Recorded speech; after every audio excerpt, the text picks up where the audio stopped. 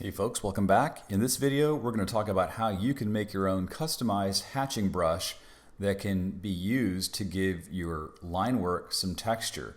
You can see here in these examples that we're using a brush that conveys value. It not only gives you dark areas, but it also gives you areas that are considered to be lighter. So what is hatching? Hatching is basically when you're bringing a series of repeating lines or patterns, and by placing those lines really close together, you convey something that looks dark. By adding some separation between those lines, you make something appear to be much lighter. And we're still using black as our color, but we're able to convey our different grayscale values, light, medium, and dark, by placing the lines either closer together or further apart. And that's what hatching is. Cross hatching is simply making marks that go in the opposite direction, and by again bringing those lines really close, we can convey something that looks much darker versus lines that are spread a little bit further apart. So this is a great way of not only conveying value, which is the shading of an object, but also texture. And what we're going to do is we're going to make our own hatching brush. So let's get started. We're going to start off by making a brand new canvas. We're going to make sure that this canvas is 1000 pixels wide. We're going to make sure it's 1000 pixels tall. All brushes are designed to be square. And we're going to choose a resolution of 600 pixels per inch. And then the last parameter is we're going to change the background contents to transparent. Let's click Create. You should see these checkerboards here indicative of a transparent background. What we're going to do next is we're going to go up to our brush presets, and I'm going to use a brush that you probably already have in your collection here. So if you look through some of these brush folders, we're going to choose under wet media brushes, we're going to choose Kyle's Ultimate Inking Thick and Thin brush. And this brush is roughly 25 pixels in size. We're just going to make a few lines like so. That's good enough. Once we have that, we're going to next go up to Edit. We're going to define this brush shape. So this is a brush preset. We'll give it a name. We'll just call this KMS Test. This isn't the finished brush. This is just simply a means to an end. We're going to be modifying this before too long. So I'm just giving it a name called Test. I'm going to click OK. And you can see that right away Photoshop takes that brush and it looks ridiculously huge.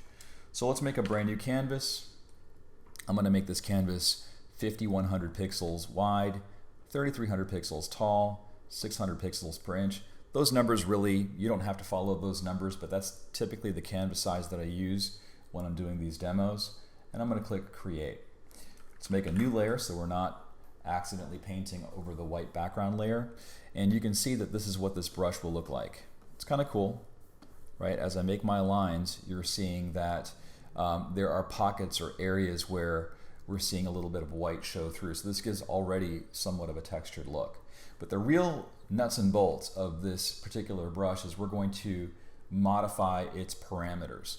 So we're going to first go under where it says Shape Dynamics, and we're going to play with the angle jitter. Now notice as I start to move this angle jitter, you can see that the brush goes from being all uniform to where I'm getting a little bit of rotation. So this is now what that brush is starting to look like. Pretty cool. We can play with the size jitter. That has to do with how every single brush that's laid down will vary in size. The higher you crank this up, the more your brush size will change. Jitter is basically inserting some randomness. So that's the way I prefer to think of it. Next, we're going to go up to scattering, and then we're going to choose scatter. We're going to scatter this out a little bit, like so, about 152%. You can experiment with all of these parameters. These are not set in stone, so don't feel like you have to do everything the way that I'm doing it, but your effects needs may vary compared to mine. So I've got scattering turned on, and then the last thing I'm going to do is I'm going to look at this dual brush option here. Now this dual brush option allows me to take the brush that I currently have, this texture right here, and marry that with another existing brush. So you can see that I've got all these other brushes here. Watch what happens when I just pick this soft brush here that's in my palette. You can see right away that the brush has the best of both. This soft brush is a little bit more dense and round. Let me just crank this up so you can see it a little bit better. Right? So now, I made it a little bit too big.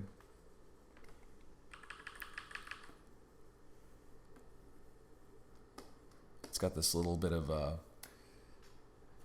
little fringy take on it. And let's go ahead and I'm going to pick something that's going to be just a little bit bigger.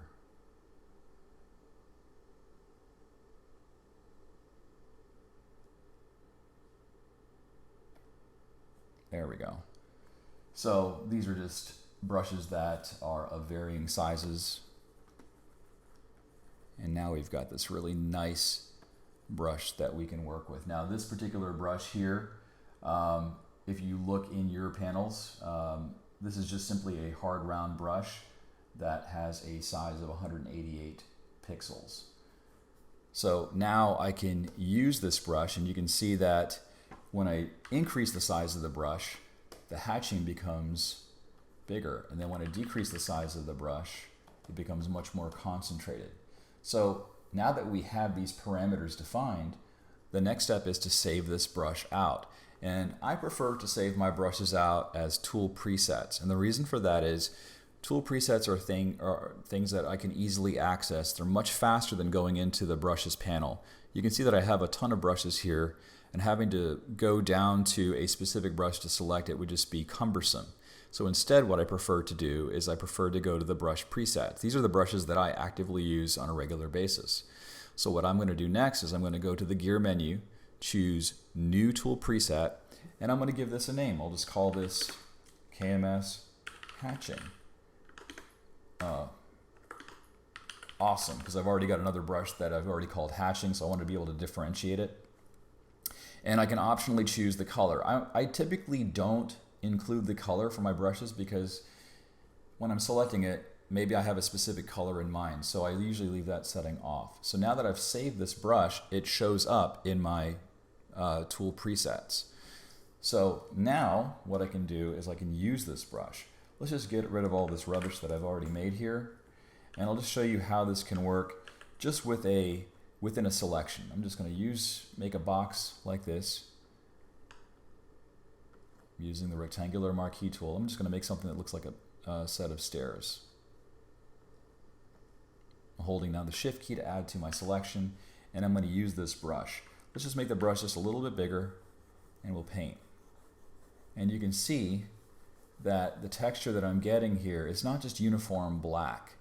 We're getting something that mimics the idea of something that could have like a stony texture to it. I can also do that. Let me just go back to another brush here. I'll just create some kind of an object.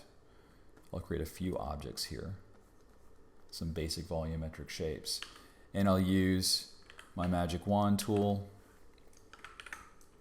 I like to put my shading on its own layer in case I need to change things up. Make the brush a little bit bigger,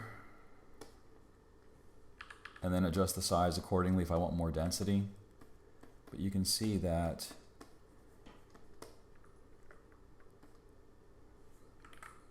as I make the brush bigger, it's lighter, but as we start to make the brush smaller, it gets more concentrated.